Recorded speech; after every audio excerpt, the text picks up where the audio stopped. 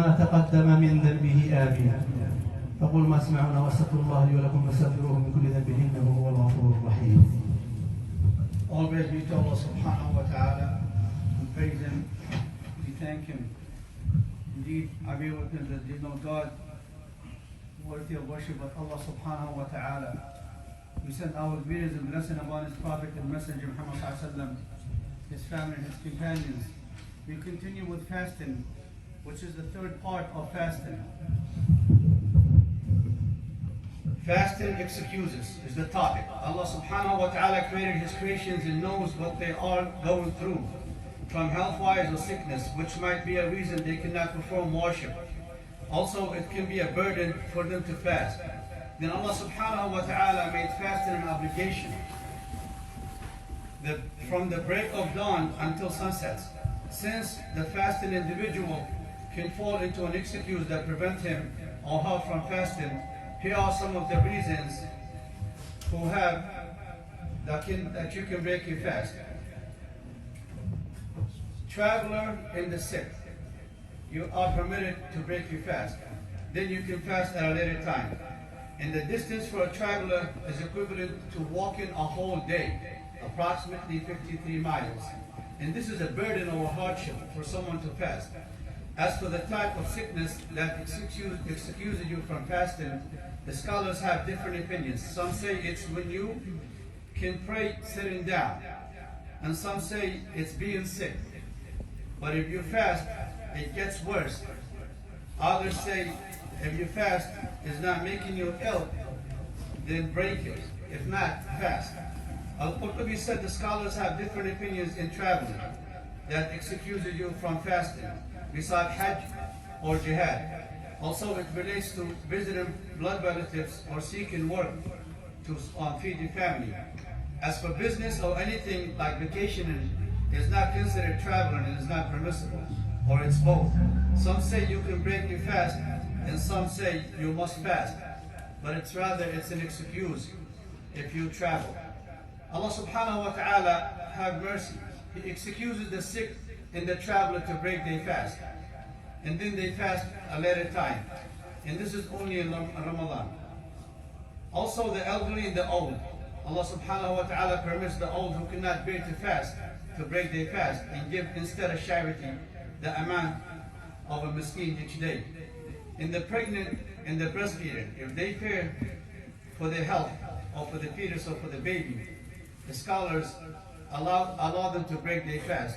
And it's the same rulings for the traveler and the sick. Also menaces at birth or delivery or labor or postpartum, then they must fast at later time after Ramadan. Fasting and righteous deeds. The one who contemplates the worship realizes the wisdom of Allah subhanahu wa ta'ala and His oneness. Allah subhanahu wa ta'ala is the one who makes laws. And for Him, all worships are connected. As for fasting, it is connected to many worships, like fasting and salah. Two great pillars of Islam, both fast and salah, eradicates the sins between them if no great sins are committed. Night prayers is recommended while fasting in the month of Ramadan, like Taraweeh. Fasting and Quran recitation. We read in this month that's coming up for Ramadan, we read Quran. And Jibreel, may Allah peace and blessing be upon him, would review the Quran with the Prophet ﷺ in Ramadan, every Ramadan. And rather the Salaf would complete the whole Quran recitation, more than once some of them. Fasting and meditation, which is i'tikaf. It is, to do i'tikaf is to isolate yourself from the rest, only for worship. And the Prophet ﷺ would do i'tikaf every last 10 days of Ramadan. And also fasting and charity in Ramadan. These deeds are multiplied. It was narrated by Ibn Abbas, the Prophet ﷺ said he was the most generous in Ramadan. And the like, the speed and wind, that's how the Prophet ﷺ. And it was also narrated by Ibn Umar, may Allah be pleased with him. The Prophet ﷺ commanded that zakat for breaking the fast of this month is to be like a sa', which is 2 pounds, or a handful of dates, or a handful or a sa' of barley grains for each family member you have, which is male or female, young or old, among the Muslims. They must be Muslims. And it must be paid before the people go out to pray the Salah of Eid. So haste and be from those, or from the first ones who do the good deeds in this month. And the Prophet ﷺ is our role model. He was the best who raised, and he was the first who would do the good deeds in this month. In fasting and night prayers, it is recommended anytime, but highly recommended in this month, which is the Taraweeh of the fasting month. Fasting and dua, which is supplication, is one of the greatest worship. Supplication when we make dua. In every worship, it's a part of it. The verse that ended fasting verses, Allah subhanahu wa ta'ala said, I am near. That's how important is dua. And it was mentioned that 3 people, when they make dua, you are when you break your fast, and when the one who is oppressed, they make dua, in a just imam. These 3, when making supplications of dua, it is not rejected. And what are the fasting nullifiers, or what breaks your fast, or invalidates it? It is mentioned both in the Quran and the Sunnah. And if one of these conditions is not met, your fasting is violated, such as Islamic rulings, or being Muslim, or purity in menaces, or giving birth or labor, or exiting Islam while fasting, that breaks your fast, or food or drink, or intercourse, or IV, or anything like that that have food or nutrients in it. Or if you was forced to eat, and if you forget and you eat or drink, it's okay. You stop immediately, but then you continue your fast.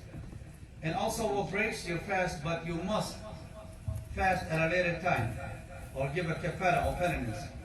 If you do intercourse during the day of Ramadan, you pay penitence, which is a kafara, to free a nick, or you fast 2 consecutive months. If not, you feed 60 miskin, or the needy people. So as a Muslim, we must be mindful of Allah subhanahu wa ta'ala at all times. And this is how we perform our fast, as it is needed from us. And the majority of us, we fast correctly. And none of the mentioned break our fast. But rather, we break our fast in a different way. Like backbiting or slandering, or eavesdropping on other Muslims, or talk badly about your fellow Muslims and their family, or their personal life, or even accusing them falsely or blaspheming them, which is not true. And some of us nullify or break their fast or violate it by cursing or engaging in arguments that is not necessary, or lying. Abu Hurairah mentioned that the Prophet ﷺ said, who does not stop lying or engage, especially while you're fasting, Allah subhanahu wa ta'ala is not in need of him. Rather, you starve yourself from eating and drinking. And finally, when do you start eating? It says that when the adhan is called for Fajr, and if you was eating, you stop immediately. So 5 minutes, 10 minutes before is not true. But when the adhan is called, that's when you start eating for Ramadan. وجزاكم الله خير. الحمد لله رب العالمين والصلاة والسلام على نبينا محمد. أيها الإخوة، ونحن نستقبل رمضان. أولا مع الملاحظة التي ذكرها الأخ، لأن بعض الناس لا يدري متى الإمساك، ويظن أن هناك إمساك محدد أو وقت محدد متى يمسك عن الطعام الفجر. وقت الإمساك وقت الأذان للصلاة، الأذان الثاني للفجر. ولكن أنت من أجل ألا يقتحم عليك الوقت وأنت لم تكمل طعامك ولم تأخذ حقك من الطعام والشراب والاستعداد للصيام اليوم كاملا، فاعمل حسابك على 10 دقائق 5 دقائق. فإن أذن يوما وأنت تأكل أكمل ما بفمك، ليقول النبي صلى الله عليه وسلم إذا أذن والإناء بأيديكم فليكمل شرابه كما قال حسنا، ثم تمسك، فهناك الإمساك. أما الإفطار فهو مع غروب الشمس. متى يفطر الصائم؟ قال إذا غربت الشمس أفطر الصائم، وهو عند الإعلان لأذان المغرب. هذه المعلومات يعرفها غالب المسلمين، ولكن البعض، وخاصة نحن في هذه البلد والمسلمون الجدد الذين لا يدرون ذلك، فننبه لهم ذلك، كل واحد بطريقته مع صديقه المسلم المستجد، ويعلمه ذلك مأجورا إن شاء الله. أيها الإخوة أيضا